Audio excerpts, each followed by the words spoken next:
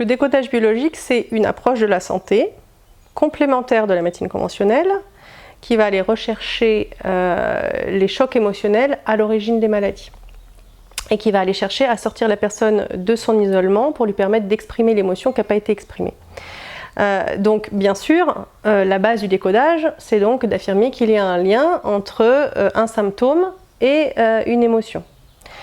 Comment on en est arrivé à ce constat ?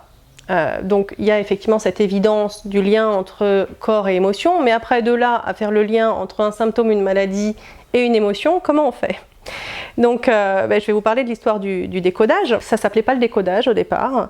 Ça a commencé par un médecin allemand qui s'appelait Dr Hammer. En 1979, il perd accidentellement son fils de 19 ans et dans les mois qui suivent, il fait un cancer du testicule. Il fait un lien, il se dit le testicule ça sert à quoi ? Les cellules germinales, ça sert à refaire la descendance. Et il travaille dans une clinique de cancérologie, il va baser ses recherches sur plus de 10 000 cas. Et à chaque fois, il va retrouver, avant le diagnostic du cancer, quelques mois avant, il va retrouver un choc émotionnel intense. En plus, il va se rendre compte que le tissu touché a un lien avec une tonalité émotionnelle.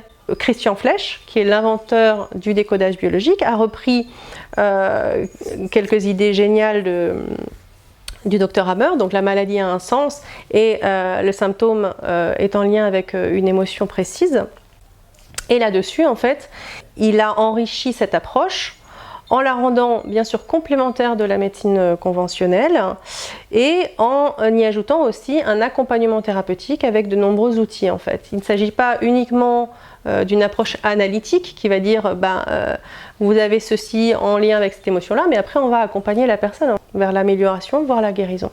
Donc il y a un événement extérieur inattendu qui va nous saisir, qui va générer un vécu intérieur, une émotion. Et si on n'exprime pas cette émotion ou si on ne trouve pas une solution à ce choc, le cerveau va chercher une solution intérieure avec notre biologie, avec le tissu le plus adapté à l'émotion ressentie. Donc par exemple, si je vis une perte de contact, une séparation, je peux utiliser la peau, l'épiderme, qui est la couche de la peau qui nous met en contact avec l'autre. Si je vis une contrariété indigeste, je peux me mettre à sécréter plus d'acidité au niveau de l'estomac.